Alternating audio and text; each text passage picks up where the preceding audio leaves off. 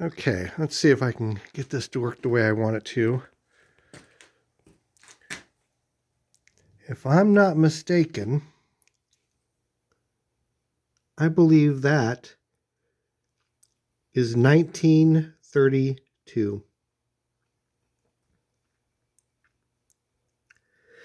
So, one of the debacles that I've been having that's been keeping me away from making any kind of meaningful videos over the last several months has been this ongoing bathroom remodel that I've been, well, not just bathroom remodel, but house remodel on this old house that I've got. And this is one of the current debacles,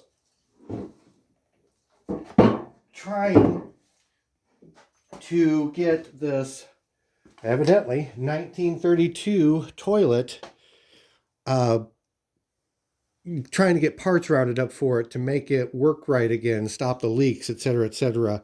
Trying to fix the subfloor where it rotted out from leaking over the years, and trying to find the correct plumbing parts that so a modern toilet flange will allow this to mount to it correctly.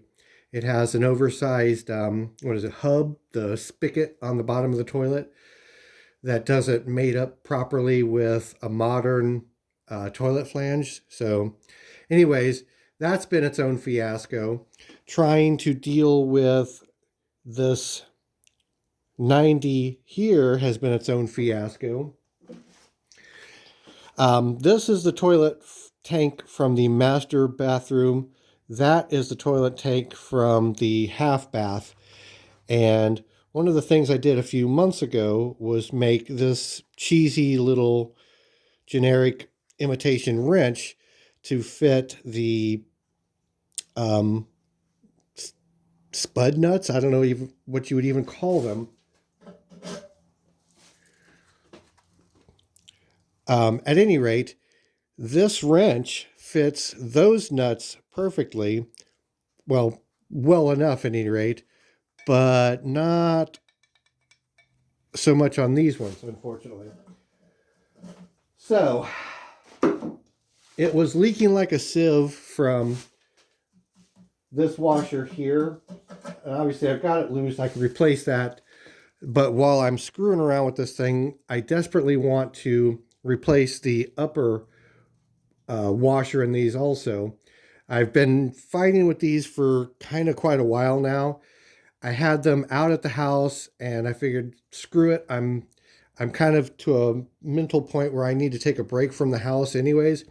So I thought I'd bring them back here where I have access to all my equipment so I can make tools, modify things, have, everything at my disposal I possibly can to try to bust this nut loose, hopefully without damaging it.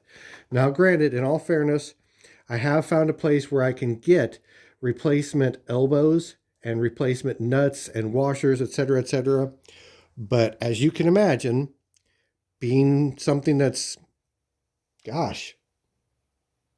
90 years old, the parts are not cheap for it. So I'm desperately trying to salvage every tiny last little nut and bolt and washer that I possibly can on these things. This tank over here still has some, from what I can tell, some slightly more updated, more modern-ish parts inside of it. This one seems to have, I think, older guts. I'm going to show you that here in just a second. Even the flush handle, I'm theorizing, may have been the original. The information that I've seen online has suggested that this mechanism here looks like it kind of matches the antique toilet stuff that I've found so far. But at any rate, this is part of the reason why I haven't been able to, or it hasn't been practical to make any videos lately.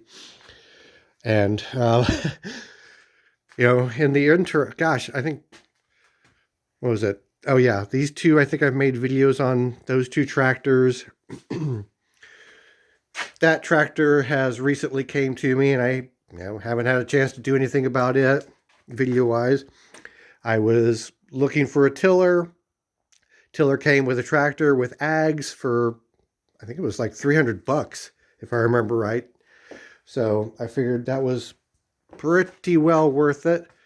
Or no, I'm sorry, 500. My bad. I think I bought that tractor for 500.